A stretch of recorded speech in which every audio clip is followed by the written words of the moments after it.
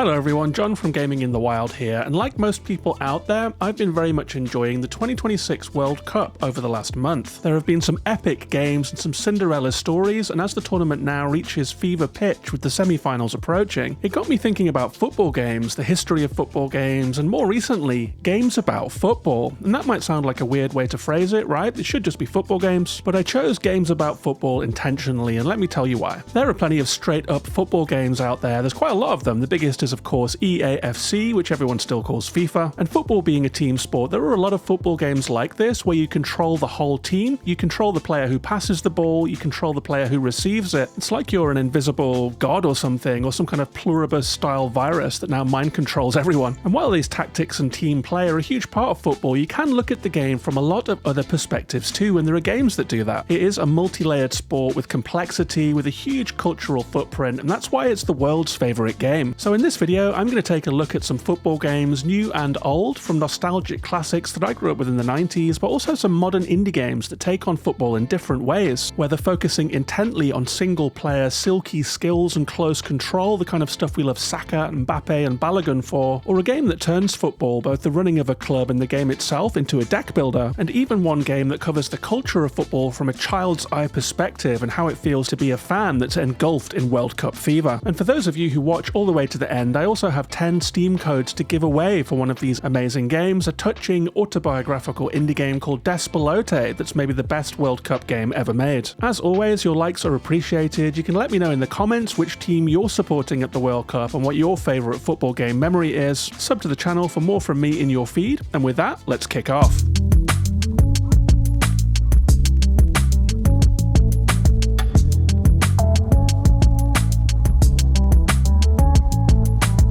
So I grew up in England in the 80s and 90s, and I remember sitting around the TV watching England play football every World Cup. I remember Maradona's famous hand of God foul goal, and I remember various bouts of heartbreaking penalty failure against Germany most of the time, but also in a semi-final against Argentina. Sound familiar? It was also the dawn of video game home computers and consoles, and much like the World Cup fever that swept the country every 4 years, football games were huge. One of the first that I remember was Sensible Soccer, released all the way back in 1992 for Amiga computers and eventually for the original Game Boy, the Super Nintendo Entertainment System, the first and second PlayStations, and pretty much anything you could think of. In that sense, you could say it was kind of like the Skyrim of its day. It had this unusual eye-in-the-sky camera that made it feel both arcadey and tactical, because you could see not just your tiny players running around, but the spaces on the pitch. You could pass into space and then see that your little guy could get there first to make a run. You could curl the ball and kick it half the length of the pitch. It was a smash hit game, and more Sensible Soccer games followed. The series sold a total of 2 million copies by the turn of the millennium, which was a huge amount at that time, and the creators of the series, Sensible Software, estimate that over 40 million people have played it worldwide, because back then you could just copy discs, and as I said, the whole world loves football. So that was my first love as a football game, and I do remember the first ever FIFA game coming out. It was quite popular at the time, but I remember finding it slow and sluggish by comparison to my beloved Sensible Soccer, so I never really went back to FIFA, even when it became a phenomenon. The next big one for me was International Superstar Soccer by Konami, which came out on the PlayStation 1 in 1997. It switched out the top-down view for a side-on camera, and it had a realistic feeling pace for a speedy game with decent tackling, dribbling and shooting, and dynamic commentary that seemed revolutionary at the time. It would later be renamed Pro Evolution Soccer and have a hugely successful 10-year run before being reworked into the widely panned free-to-play eFootball, which has a user score of 4.7 out of 10 on Metacritic and no critic reviews at all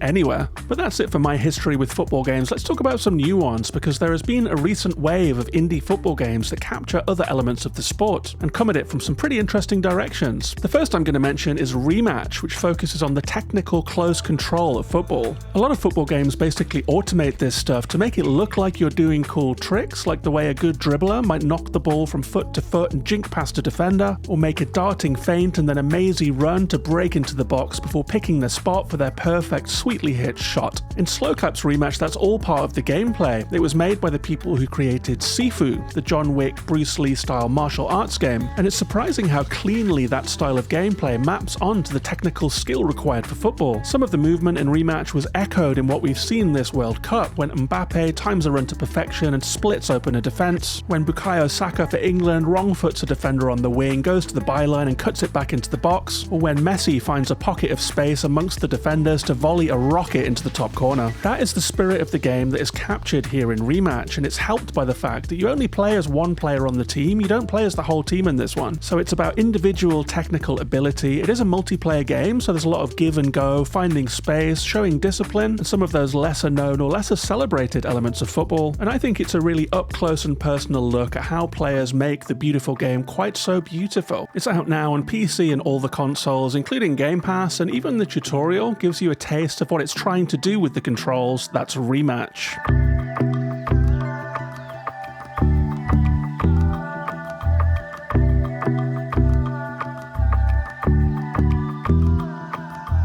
The other two games that I have for you in this video both look at different ways of understanding football, but both come through the lens of football nostalgia, even if from different sides of the world. Nutmeg is a deck builder that taps into the vibe of UK football in the 80s and 90s. It's a mixture of simulation and cards in which you manage your money on a beige CRT monitor with green type. There's a CFAX style TV text service for news. Hands up if you remember what CFAX is. You monitor the time in the match using a cheap digital watch, and the cards themselves look like the kind of collectible Panini player cards that you will definitely have picked up if you're a child of the 80s and 90s. You use the cards to set your tactics, to put together your side, and to execute classic football moves. You can use one card to set a 4-4-2 formation, play another card to start a heavy press on the opposition's possession, play a third to pass through to the midfield, and a fourth to hit a long ball up to your target man. And if you have the right card, he will of course smash it into the top corner. It is a very British look at football nostalgia, and I would be curious if people from other countries recognise their own football childhood in this game. The aesthetic and the texture of the whole thing really are a bullseye for that era, but there is some depth here too. You can transfer players from club to club, you can run training sessions to improve the cards you have with special abilities. There is the management of the club itself, including raising and lowering ticket prices and season tickets, ordering merch to sell to the fans, and media relations, and a lot more besides. And if you're wondering why it's called Nutmeg, which is usually the name of a spice, it's the name of a famously cheeky maneuver over in the UK. In some countries it's called the bridge or the tunnel. It's when you hit the ball between your opponent's legs to pass through them and then run onto the ball. It's a deft little move that's a lot of fun to watch, a lot like the game Nutmeg.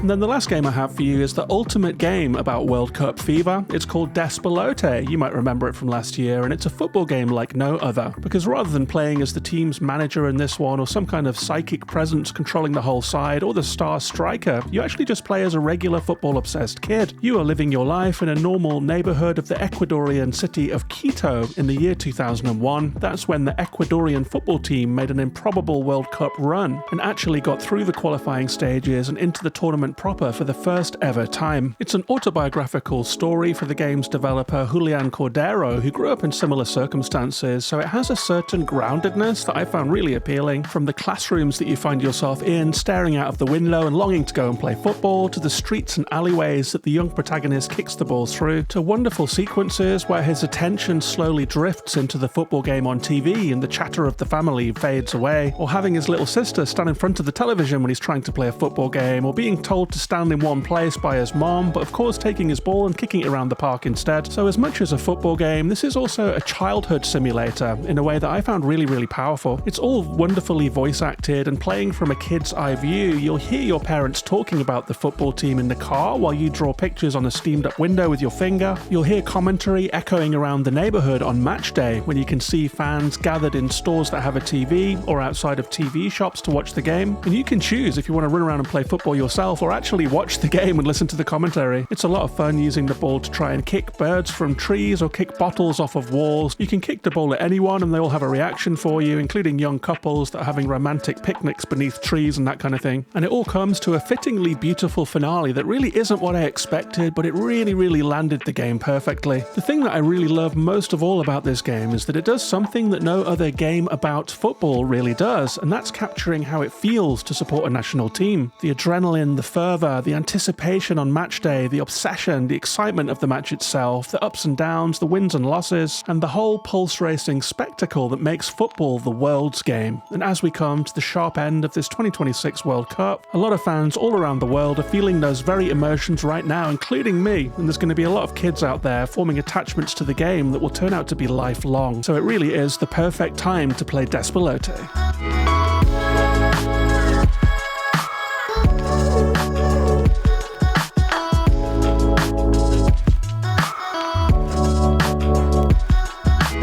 And if you like the sound of the game, it's not that much to buy, but I want to tell you about an offer that I'm running to get your hands on a free Steam code for Despelote. I've been in touch with Panic, the game's publisher, and I have 10 codes to give away to new patrons of this channel. So if you find this channel useful, if you watch my indie game videos, if you enjoy what I do generally, or if you just found the channel today and you like what you hear, you're invited to support my work by becoming a patron at patreon.com/gaminginthewild. Anyone who joins at the $3 tier or above, or euros or pounds, or whatever your local currency is, will be offered a game code. I have 10 codes for Despelote, but I also have codes for some other games. Panic were generous enough to give me 10 codes for Time Flies, an existential comedy game about the short life of a fly, and Blippo Plus, a channel surfing simulator about life on an alien planet. And if those codes run out, I do also have codes for Phantom Spark, for Many Nights a Whisper, for 1000 Times Resist on PlayStation, and a whole other bunch as well. Head over to patreon.com/gaminginthewild to join. I will be in touch with you as soon as I can to say thank you and to get your chosen code to you. And as well as the game code and the warm glow of knowing that you're supporting Gaming in the Wild as a channel and a podcast, you also get access to this channel's idyllic supporters Discord, where we have channels about all kinds of video game topics, and one for the World Cup, which has been very busy lately. You get behind the scenes blog posts from me about how I make these videos, how I make the thumbnails, and how my YouTube journey is going. You get bonus podcasts about off-topic things like films, music, and travel. And if you join at the top boss or benefactor tiers, you also get a thank you on every single video. So thanks very much to King Champ, Susanna Maria, Drellish, Reistic Studies, Nate, Noah, Jeremy 1, Jeremy 2, and Andrew. And with that, I'm signing off. I'll see you on the next one, so bye-bye for now.